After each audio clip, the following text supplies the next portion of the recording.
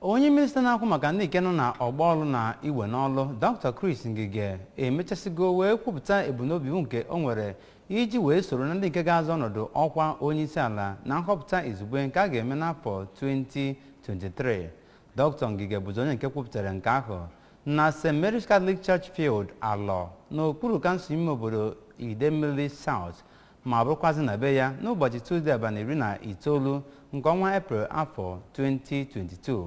ma bụrụ n'ime aṅụrị bụ nke a na-enweta n'aka ndị nnọchiteanya si mpaghara otu ndọrọndọrọ ọchịchị dị iche iche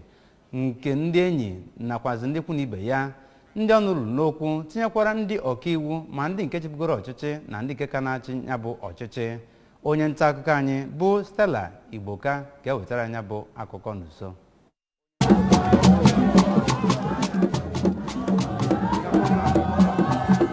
Ya bụ onye minista kọwapụtara ebe ọ pụtara ihe mmasị ya n'obodo ya ebe o kwuru na o nwere akụkọ pụrụ iche na-enye ya obi ụtọ n'ihi na ọ bụ n'otu ebe ahụ ka ọ malitere okwe ndọrọndọrọ ọchịchị n'afọ 1996 mgbe ọ chịchara dịka onye jibu ọkwa President General Alọ People's Convention. Ọ bụ ezie na ndị APC emebeghị nrọpụta nke izizi tutu ewepụta onye ga-eji aha ya bụ otu wee zọọ ọchịchị onye isi ala, ma Sinetọ Ngige kọwapụtara na o doro ya anya na ọ ga-eburi ụzọ gaa n'ihu ịnata ya bụ ikikere iji zọọ ya bụ ọkwa ọchịchị tutu ndị ọzọ. Onye minista kọwara na ihe gbasara ọchịchị bụ nke doro ya anya n'ihi na o meela ya na ngalaba gọọmenti 3 dị iche iche ma kwuwa na ọ ga-agbọ ihe ewu na-ata ma ọ bụrụ na enye ya ohere ịbụ onye isi ala. Na mbụ n'okwu ya ka onye ndu National Forum nke South East Presidency nke ngalaba Igbo Dọkịta Patrick Enumeku kwuru nnọọ mwute ọ dị ya na kamgbe afọ 1999 na ọnụkụ dị iche iche n'ala anyị ewepụtachala mmadụ dịka onye isi ala ma ọ bụ naanị ndị South East bụ ndị emebeghị nke a ma kpọọ oku ka e nwee ikpe nkwụmọtọ nakwa eme nwa ka emere ibe ya.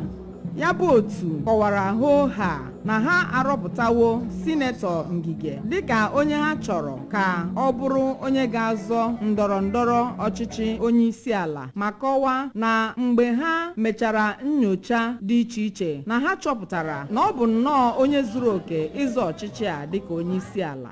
Ndị eji okwu ha agba izu nọ n'oge ahụ gụnyere President General nke Alọ People's Convention Chief Uzoma Ugboma, onye na-anọchite anya Chairman nke Anambra APC nakwa onye odeakwụkwọ pati ahụ nke Anambra Chief Chukwuma Adikwube, onye isi APC Progressive Forum nke South East Chief Chukwudi Ụba, onye isi National Assembly nke Old Members Forum Honorable Osita Egwuatu bụ nnọọ ndị were oge bụ ito nakwa ịkọwapụta ihe gbara ọkpụrụkpụ ya bụ nwa amadi nwere nke doro ha anya na ọ ga-eme nke ọma. Ndị ọzọ bịara ya bụ mmemme gụnyere eze ọdịnala nke Alọ Igwe Collins Chukwumesili na ndị kabineti ya, ndị isi oche wọdụ dị iche iche nke APC